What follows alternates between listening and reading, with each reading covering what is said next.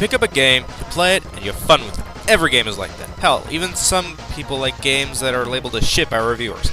But the topic of this list today comes at the end of your games. The one who's in your way throughout. The one you had to fight to save the world. The final battles. Now to summarize really quickly to prevent confusion, there will be spoilers in these entries. So if you haven't played them, then sorry. Spoilers ahead. By the way, one game per franchise. So enough talk top 10s. How about you?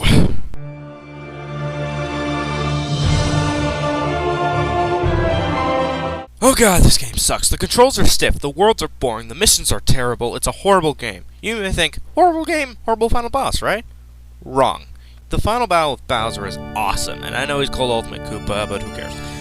He goes all out with this battle, being beaten by Mario twice in a row in the game, he pulls out all the stops and wants you dead. His attacks are stronger, he can ram into you, he can deal more damage than before, and he can split the battlefield up. Man, Hawkeye Miyagi is nothing on Bowser. But here's the thing, the controls are still a bitch, and the battle is incredibly easy. Not a reasonable challenge, and even if you die, you get infinite 1-ups on the stage before you go down the pipe.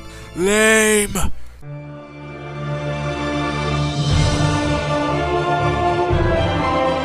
With Grand Theft Auto 4, they tried to make the game as human as possible. One of the ways was giving you multiple choices that would change the story, such as giving you more money, or giving you a new home, or in this case, whatever.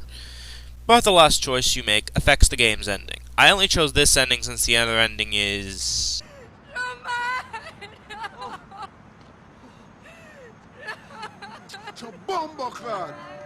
Yeah.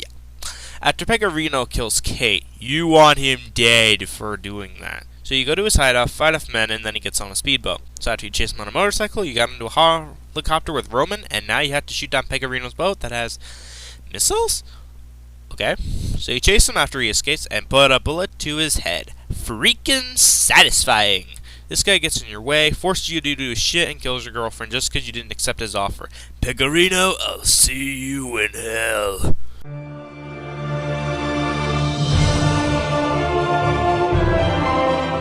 Here's something that's gonna be a shiaka.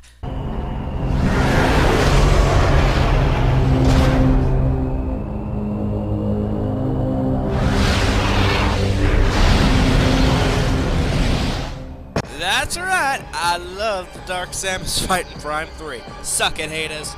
His force form is you versus him. He generates attacks that can inflict a ton of damage, generate clones that uses attacks from your friends, and after you beat him...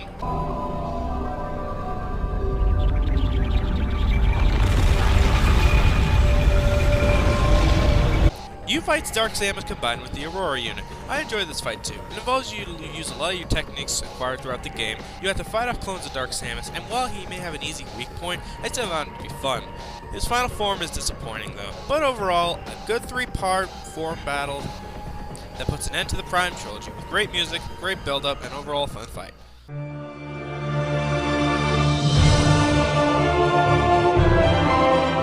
You destroy his island, ruin all his plans for destroying DK Isles, and now you have to fight him once and for all to save your island.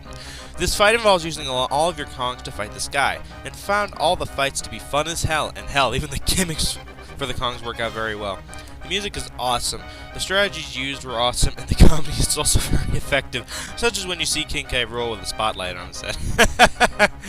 Oh, that was fun. And hell, they even have that guy who does the Let's Get Ready to Rumble voice too. Well, a parody of him. Overall, it's an awesome conclusion to a very awesome game.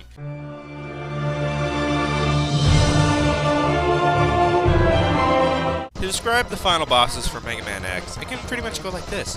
Fuck! But what about the classic series of Mega Man?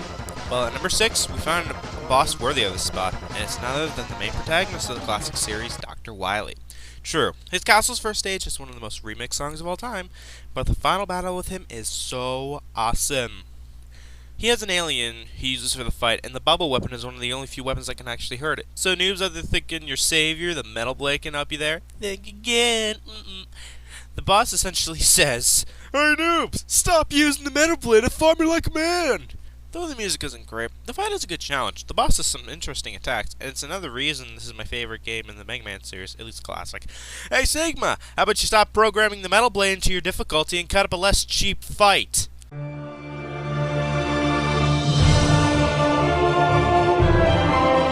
I will not allow it to end this way. Not yet.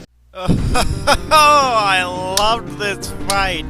I found Xemnas to be an interesting character, being the heartless of the original Ansem, and the fight was fun as hell. His attacks are deadly and involves you to use a lot of strategy to defeat him, but he isn't unbeatable. True, I may have died a couple times, but I beat him. His final attack, though...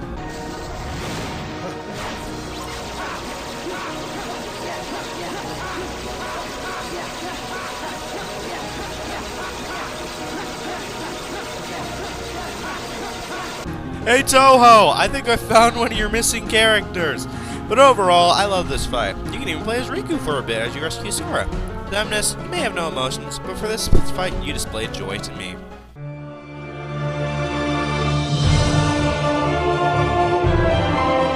When it comes to The World Ends With You, all I can say is that this is Kingdom Hearts done right. Take that, Birth by Sleep! The game has so many likable characters, and even have character arcs of their own. Hell, even the villains have their own development through the story.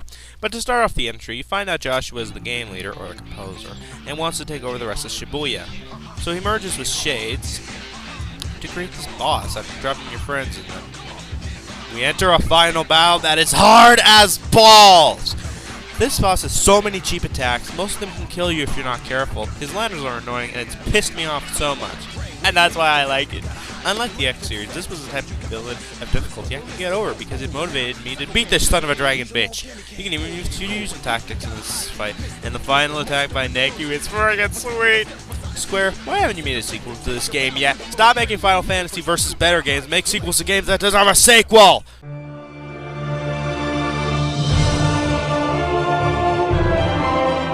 This guy left you out for dead, kicked your ass, taunted you, almost killed you, and now's your time to lay some well-deserved justice. This boss is friggin' awesome. Zelda helps you out. Oh, hell yeah! The fight with Ganondorf is a well-developed fight. Ganon is going to kill all the descendants of the original Link and Zelda. He fights all out with this, as Hyrule begins to flood permanently this time. You're fighting with the full-powered Master Sword, as you, the hero of winds, finishes off Ganon in a scene of awesomeness. This fight was so much fun, if I didn't already say it, but it's true. But what can top it? Let's recap. Number 9, Bowser. Number 8, Pegarino. Number 7, World Burns Joker. Number 6, King K. Rool. Number 5, Jape Sigma. Number 4, Xemnas. Number 3, Mythological Reference for the win. And number 2, Ganondorf. So, what can top one of my favorite games? Well, here you go.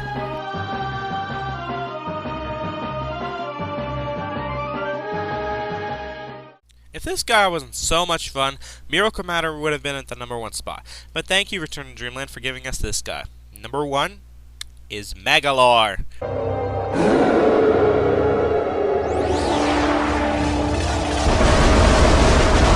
Okay, oh god, I love this guy. I already talked about this guy in my collab with Watermaster, but I will talk about Megalore Soul this time, since that was part of the restriction from the last list. Unlike the original Megalore fight, Megalore Soul is taking the skills from the previous fight and yanks it out of you when you have to fight to get it back. He uses a lot of powerful attacks that can kill you, and if you're not careful, summon spikes. Use darkness abilities, and it also shows his powers after being completely controlled by the Master Crown. He can use your copy abilities, generate portals, and takes away your lives faster than you can say, "What?" But it is fun as cake to beat this guy, and seeing him fade away after all the crap he did to you throughout the game, and the extra game, is satisfying. And the music...